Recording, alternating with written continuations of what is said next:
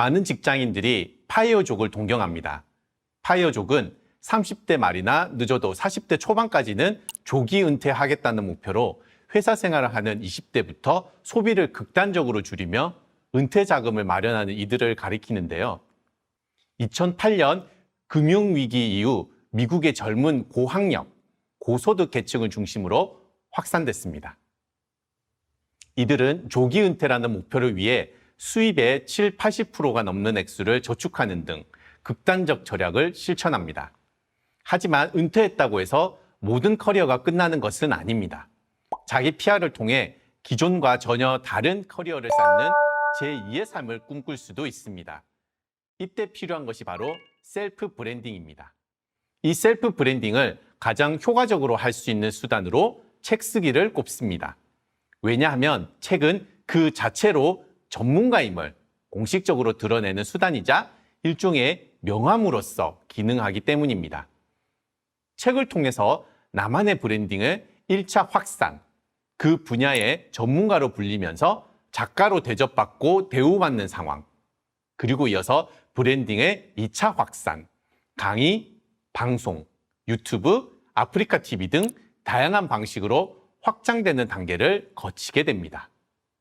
책에서 사용했던 하나의 소스를 파생된 다른 분야에서도 동시에 사용할 수 있기 때문에 원 소스 멀티 유스의 개념으로 책을 많이 쓰곤 합니다.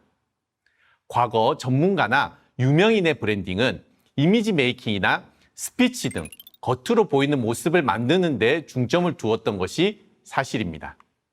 대중적인 인지도가 있는 사람의 경우는 보이는 부분만 살짝 다듬어도 많은 효과가 있었습니다. 예를 들면 JTBC의 슈가맨이라는 방송이 있는데요.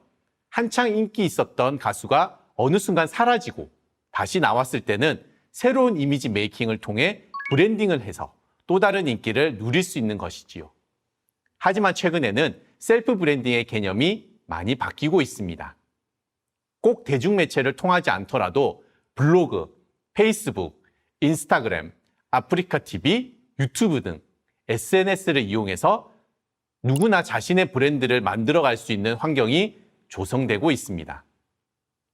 그리고 다양한 온라인 플랫폼을 통해 자신의 콘텐츠를 잘 다듬어 배포하고 수익까지 발생시키는 경우가 비일비재합니다. 또한 코로나 이후 온라인 강의를 전문으로 하는 디지털 튜터라는 개념이 확산되었는데요. 한 권의 책이 강의로 이어지고 특히 온라인 강의는 플랫폼에 탑재함으로써 그 자체만으로도 인세와 같은 수익이 발생한다는 점에서 셀프 브랜딩으로 얻을 수 있는 중요한 성과 중 하나라고 할 수 있습니다. 셀프 브랜딩을 위해서 크게 4가지를 인지해 주시기를 당부드리겠습니다. 첫 번째, 철저한 분석입니다. 프리프로덕션의 중요성을 이야기하는데요. 막연하게 모든 것을 정하지 말고 자신이 정확하게 무슨 책을 어떻게 쓰고 싶은지를 잘 고민하셔야 합니다. 영화나 드라마를 찍을 때 프리프로덕션이 너무나 중요합니다. 사전에 모든 것을 정리해 놓지 않으면 책을 쓰는 과정에서 엉망진창이 될 수 있기 때문에 처음에 뼈대를 잘 만들어 놓으셔야 한다는 거죠. 두 번째, 완벽한 구축을 말씀드리고 싶습니다. 자신의 콘텐츠를 분석하지도 못한 상태에서 무턱대고 책을 쓸 수는 없습니다. 분석이 어렵다고 느낀다면 전문가에게 자신이 어떤 일을 하고 있고 어떤 일을 하고 싶으며 어떠한 브랜딩을 구축하고 싶어서 책을 쓰는지를 컨설팅 받아볼 필요가 있습니다. 세 번째, 대중적 확산입니다.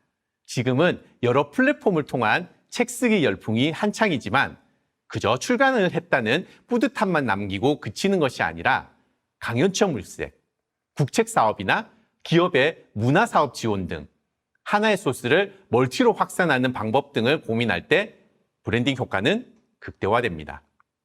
SNS 계정을 통해 자체적으로 바이럴 마케팅을 하고 있다면 다양한 분야에서 나에게 접근할 수 있는 오픈 로드를 만들어주는 것이므로 셀프 브랜딩의 첫 걸음을 내디딘 것과 같다고 말씀드리고 싶습니다. 네 번째, 체계적인 관리입니다. 브랜드는 언제나 그렇듯 평판이 중요합니다. 책의 경우 리뷰들을 점검해보고 내 책을 읽은 독자들의 반응을 잘 살펴볼 필요가 있습니다. 물론 하나하나의 리뷰에 일희일비할 필요는 없겠지만 다음번에 어떤 책을 써나갈지, 어떤 분야에 접근하는 게 도움이 될지 많이 고민해야 하기 때문에 체계적인 관리가 필요합니다. 나라는 사람의 브랜드 관리는 평생 이루어져야 할 수도 있습니다. 계속 업그레이드하며 나를 찾아가는 과정이기 때문입니다. 셀프 브랜딩, 즉 ING, 계속된다는 거죠. 스마트폰을 생각해 봅시다. 스마트폰의 스펙이 이전과 크게 다르지 않다면 대중에게는 곧바로 외면당하기 십상입니다. 시간이 흘러도 똑같다는 것은 현상 유지가 아니라 뒤처진다는 의미이기 때문입니다. 그렇기 때문에 브랜딩의 ING를 반드시 기억하시기 바랍니다. 셀프 브랜딩을 위해 지속해야 할 8가지 작업에 대해 살펴보고 마치겠습니다.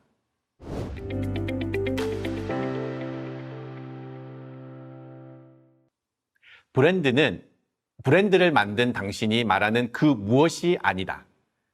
브랜드는 브랜드를 선택한 사람들이 말하는 그 무엇이다. 마티 뉴마이어. 나의 브랜드는 다른 사람의 시선에 따라 정의되고 선택됩니다. 내가 다른 사람의 눈에 어떻게 보이는지 잘 살펴보고 나를 정의해야 합니다.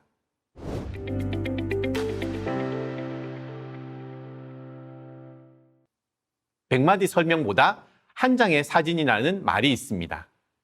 나를 한눈에 파악할 수 있는 소개 자료를 만들어야 합니다. 그리고 항상 최신 버전으로 업데이트해야 합니다. 자료를 뒷받침할 증빙 자료, 참고 자료, 인증 등은 특별함에 힘을 실을 수 있습니다.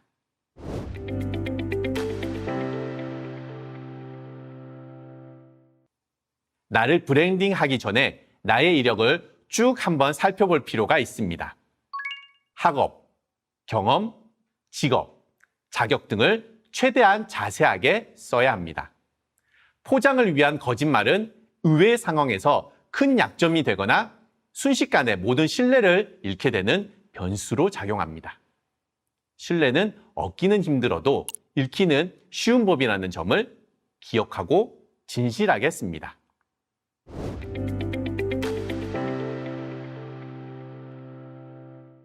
대화를 잘 이끌어 나가는 능력은 반드시 필요한데요. 의뢰인과 대화할 때는 대화의 기술로서의 경청이 가장 중요하며 당연히 나의 이야기를 일방적으로 전달하지 않아야 합니다. 유연한 분위기를 만들기 위해 상대방의 눈높이에 맞는 표현과 상황에 어울리는 단어를 적재적소에 사용할 수 있어야 합니다.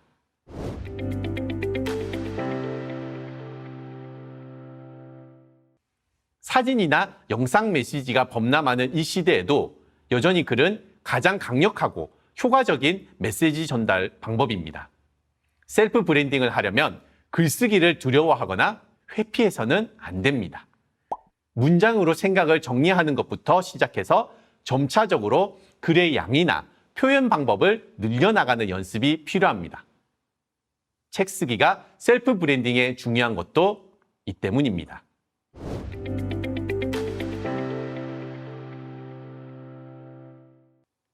전문가다운 모습을 갖추기 위해서는 그 분야에서 잘 나가는 사람들의 특징을 조사해 볼 필요가 있습니다.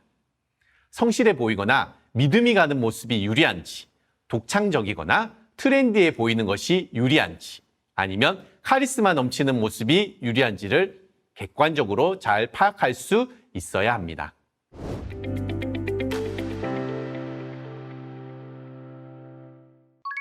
일 인 미디어 콘텐츠는 음악, 게임, 드라마, 영화, 애니메이션, 뷰티, 요리, 정보, 리뷰, 여행, 교육에 이르기까지 상상을 초월할 정도로 다양합니다.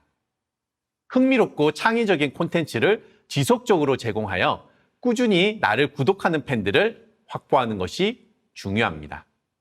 연예인처럼 엔터테이너로서 역할을 하며 팬들에게 자신의 매력을 최대한 발휘할 수 있어야 합니다.